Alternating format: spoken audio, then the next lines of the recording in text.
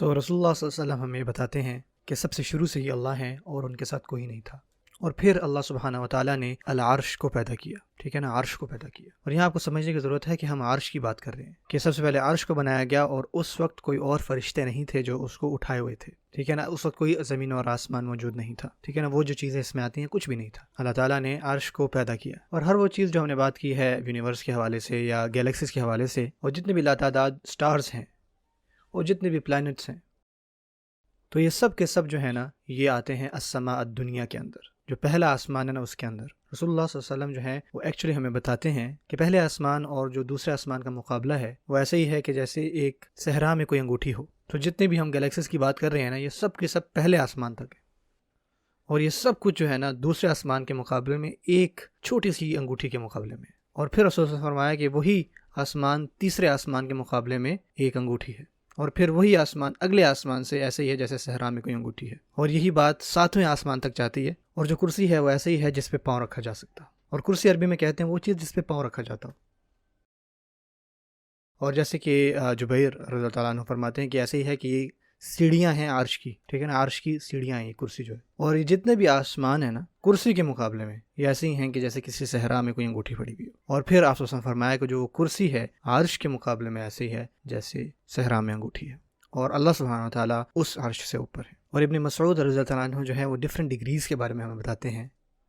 کہ کتنا فاصلہ ہے ہر آسمان کا ایک دوسرے سے۔ اور ابن مسعود رضی اللہ عنہ نے فرمایا کہ اللہ تعالیٰ جو ہیں وہ اپنے عرش کے اوپر ہیں، اور ان سے کوئی بھی چیز مخفی نہیں ہے، اور یہی تو خوبصورت بات ہے۔ حتیٰ کہ آیت الکرسی میں بھی جو سب سے عظیم آیت ہے قرآن مجید کی، اللہ تعالیٰ اس کرسی کو مینشن کرنے سے پہلے کیا فرماتے ہیں؟ وسع کرسیہ السماوات والارض، کہ جو اس کی کرسی ہے وہ اتنی وسیع ہے کہ اس میں آسمان اور زمین سب آ جاتے ہیں۔ اس سے اللہ تعالیٰ میں بتاتے ہیں کہ ان کا علم کتنا زیادہ ہے۔ اللہ تعالیٰ میں یہ بتاتے ہیں کہ اللہ تعالیٰ کو سب چیزیں معلوم ہیں، وہ سب چیزیں جو آسمان اور زمین میں ہو رہی ہیں، کوئی بھی ایسی چیز نہیں ہے جو اللہ تعالیٰ کی اس مخلوق میں ہو رہی ہو اور اللہ تعالیٰ کو اس کو پتہ نہ ہو۔ اور ان کی کرسی اکیلی، جو صرف کرسی ہے نا، اس کے اندر سب کچھ آتا ہے، آسمان اور زمین سب کچھ۔ اور ابن عباس رضی اللہ عنہ جو ہے وہ اس پر اس کی تشریح کرتے ہیں، وہی فرماتے ہیں کہ حتیٰ کہ جو صرف کرسی ہے نا، صرف کرسی، اس کے ہی اندر تمام آسمان اور تمام زمین آتی ہے۔ تو آپ کیا سوچیں گے عرش کے بارے میں؟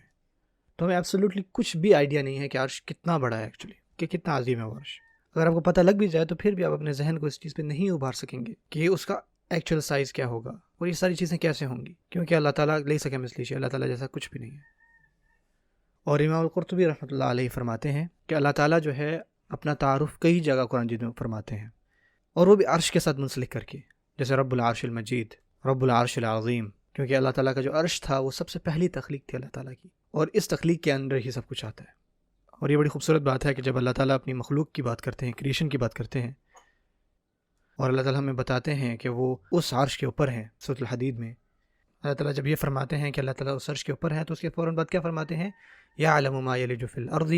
وما یخرج منها وما ینزل من السماء وما یعرج فیها۔ اللہ تعالیٰ جانتے ہیں ان سب چیزوں کو جو زمین میں جاتی ہیں، ہر وہ چیز جو زمین سے باہر آتی ہے، ہر وہ چیز جو آسمان سے آتی ہے، اور ہر وہ چیز جو اس سے پروڈیوس ہوتی ہے۔ اللہ تعالیٰ ہر چھوٹی سے چھوٹی ڈیٹیل کے بارے میں ان کو پتہ ہے۔ سو کبھی بھی یہ نہ سوچیں کہ اللہ تعالیٰ جو ہیں وہ دور ہیں، بلکہ اللہ تعالیٰ فرماتے ہیں کہ وَهُوَ مَعَكُمْ أَيْنَمَا كُنْتُمْ، وہ آپ کے ساتھ ہے چاہے آپ جہاں پر بھی ہوں۔ اور اس چیز پر اللہ تعالیٰ قرآن مجید میں بہت تاکید فرماتے ہیں کہ اللہ تعالیٰ آپ کے ساتھ ہیں، آپ چاہے جہاں پہ بھی ہوں۔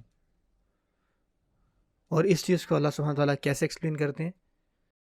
جیسے کہ وہ فرماتے ہیں بما تعملون بصیر، کہ وہ ہر چیز کو دیکھ رہے ہیں، کہ وہ ہر چیز کو سن رہے ہیں۔ وہ موسیٰ علیہ السلام اور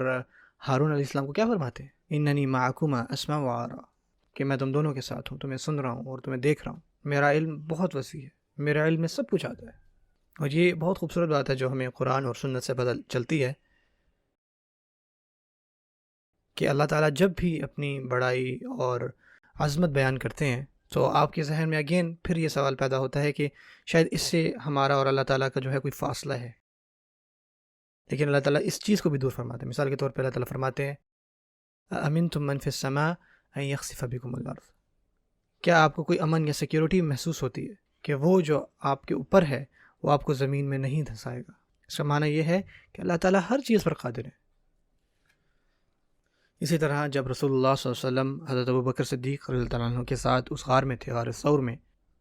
تو رسول اللہ صلی اللہ علیہ وسلم نے حضرت ابوبکر کو کیا فرمایا کہ آپ ہم تینوں کے بارے میں کیا فرماتے ہیں؟ اللہ تعالیٰ ہمارے ساتھ ہیں، بالکل مت ڈریں، غم نہ کریں، لا تحزن ان اللہ معنا، بالکل غم نہ کریں، اللہ تعالیٰ ہمارے ساتھ ہیں۔ تو جیسے ہی ہم اللہ تعالیٰ کی گریٹنس کے اوپر بات کرتے ہیں تو ہم یہ بھی جانتے ہیں کہ تمام بادشاہوں کا بادشاہ جو ہے وہ ہرگز کسی بھی طرح ڈسکنیکٹ نہیں ہے۔ اللہ تعالیٰ اپنے تمام بندوں کو جانتے ہیں۔